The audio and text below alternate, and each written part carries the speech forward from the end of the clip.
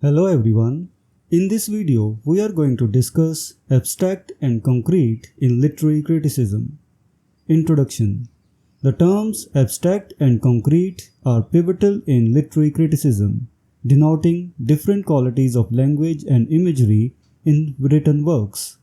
Understanding these terms enhances the analysis and appreciation of literature as they influence the interpretation and emotional impact of texts.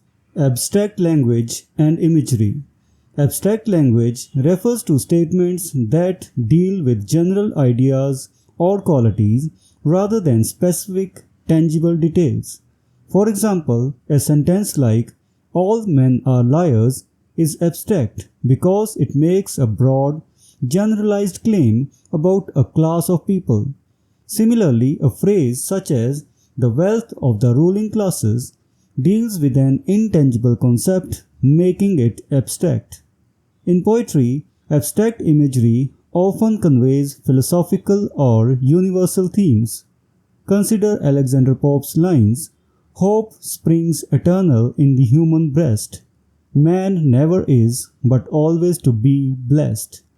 These lines are abstract because they express general truths about human nature and aspirations without invoking specific images or concrete details. Concrete language and imagery. Concrete language, on the other hand, pertains to specific sensory details that evoke vivid imagery. It is rooted in the tangible physical world, making the experience more immediate and relatable to the reader.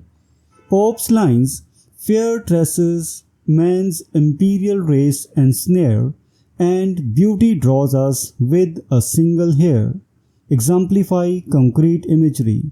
Here, the specific details of fair tresses and a single hair create a vivid mental picture, enhancing the reader's engagement with the text.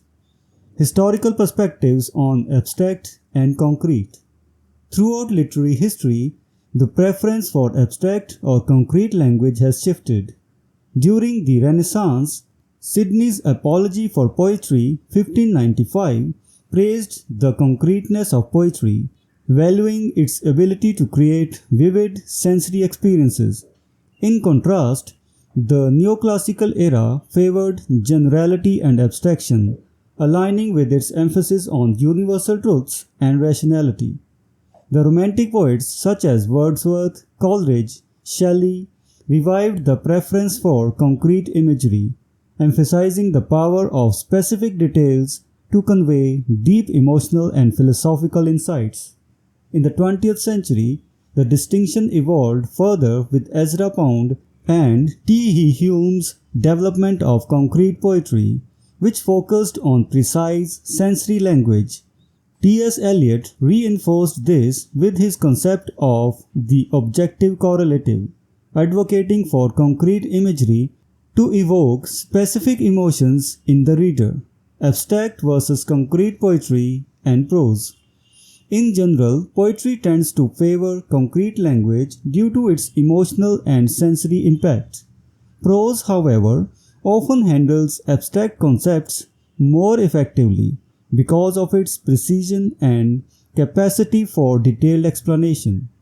This does not imply that prose is inherently more accurate than poetry, rather, it is better suited for addressing complex, abstract ideas in a clear and structured manner. Conclusion.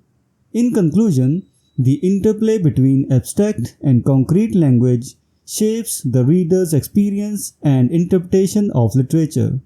While abstract language communicates broad, universal themes, concrete language engages the senses and emotions through specific, vivid details. Recognizing and appreciating these distinctions enhances our understanding of literary works and their impact on the audience. So, this was the discussion on the term abstract and concrete in literary criticism.